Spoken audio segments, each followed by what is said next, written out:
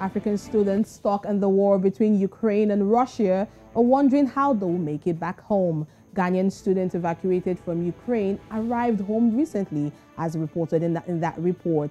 Nigeria plans to start using chartered planes to evacuate hundreds of its citizens from neighboring Poland, Romania, and Hungary, where they have fled the conflict. Well, one student who left Ukraine in search of a safe haven through Polish borders shares with us his ordeal. Samuel George is an African student studying in Ukraine before the Russian invasion. When the bombs began to go off, he had one thing on his mind, which was flee to safety. The situations of them there before I crossed, it was very terrible. Whereby, imagine, I don't know how family, like all the way from Lagos, all the way from Oshodi, yeah, down to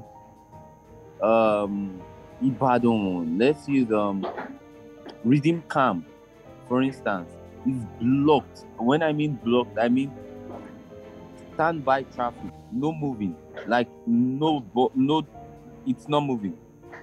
And you have an option of going through a one-way road, whereby some Ukrainians are also passing.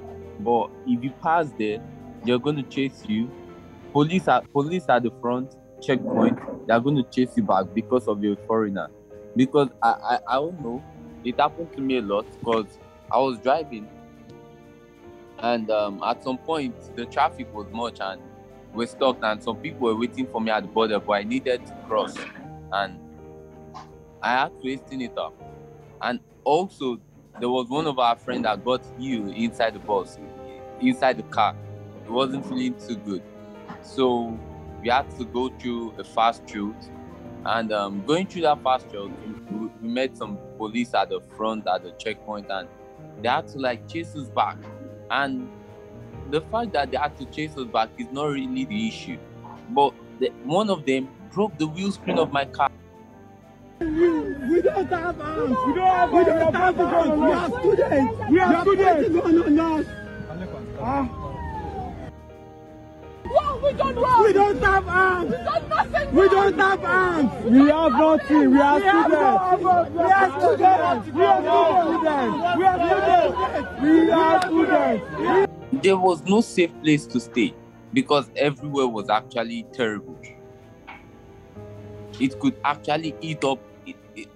Something could actually eat up in a twinkle of an eye close to where you're standing. So you're not certain. You don't know. So nowhere is actually safe. And everybody is trying as much as possible to get to where it's safe, which is Poland, the border. So it's really terrible. And there were a lot of foreigners, there were a lot of Nigerians, but there were more of Ukrainians because this is their country. So and besides, they said the men in Ukraine can't actually go out from 18 to 60 years old. You can't actually go out. You need to fight for the country. So some Ukrainians, some of them were just giving their family the last hug, the last kisses, the last wishes, and leaving them to go while the men were staying back to fight for the country because they're independent. So the whole situation, it was terrible, and this is very tragic. It was a tragic moment for me actually, because I get broken when seeing broken homes, when seeing people being broken. It's not really good. It's not, despite the fact that some of them are actually bad, some of them don't think good of other people. But irrespective of that, I was actually broken. These are the black community.